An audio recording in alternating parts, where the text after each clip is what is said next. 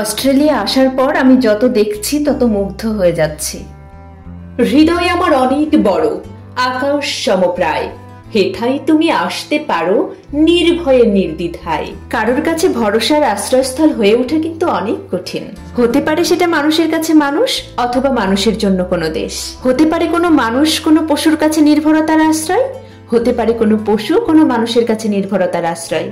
তবে কোনো দেশ যদি মানুষ, পশু, পাখি, উদ্ভিদ সবার জন্য নির্ভরতার আশ্রয়স্থল হয়ে উঠতে পারে, তাহলে সেই দেশটি নিঃসন্দেহে অসম্ভব সুন্দর হয়ে যায়।